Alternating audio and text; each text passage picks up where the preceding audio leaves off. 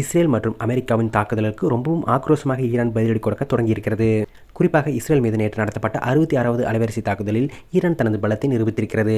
இதற்கு முன்னர் வரை அனுப்பப்பட்ட ஏவுகணைகளில் இஸ்ரேல் பெரிய அளவில் தடுத்து வந்திருக்கிறது. ஆனால் 66வது அலைவரிசை தாக்குதலை தடுக்க முடியாமல் அந்நாடு திணறியிருக்கிறது.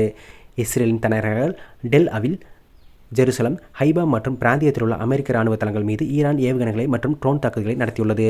இந்த பகுதிகளில் எல்லாம் சக்தி வாய்ந்த ஏவுகணைகள் தடுப்பு அம்சங்களின் பாதுகாப்பில் இருப்பவை. ஆனால் அதையெல்லாம் மீறி ஈரான் தாக்குதலை நடத்தியிருக்கிறது. இந்த தாக்குதலில் கிளஸ்டர் குண்டுகள் பயன்படுத்தப்பட்டிருப்பதாக சொல்லப்படுகிறது.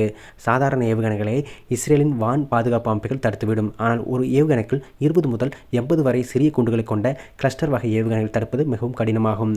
ஏவுகணை சுடப்பட்டாலும் அதற்குள் இருக்கும் சிறிய குண்டுகள் பரவலான இடங்களில் விழுந்து பாதிப்பு ஏற்படுத்தக்கூடும். ஈரான் தற்போது இந்த வகை குண்டுகளை அதிக அளவில் பயன்படுத்த தொடங்கியுள்ளது. அதில் குரோம்சார், ஹைபர் செஹான் போன்ற நடுத்தர மற்றும் நீண்ட தூர ஏவுகணைகள் மற்றும் தற்கொலை படை ட்ரோன்கள் பயன்படுத்தப்பட்டுள்ளன.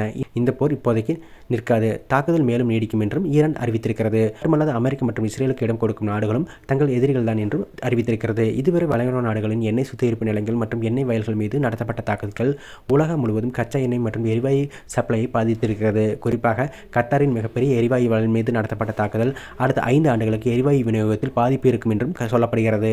இதெல்லாம் அமெரிக்கா மீது மறைமுகமாக அழுத்தத்தை அதிகரித்திருக்கிறது. அமெரிக்காவிலும் எரிபொருள் விலை அதிகரித்திருக்கிறது. எனவே போரை முடிவுக்கு கொண்டு வருவது பற்றி ட்ரம்ப் பேச தொடங்கியிருக்கிறார். மறுபுறம் ஈரான் மீது தரைவழியாக போர் தொடுக்க கடற்படை வீரர்களையும் அனுப்பியிருக்கிறார்.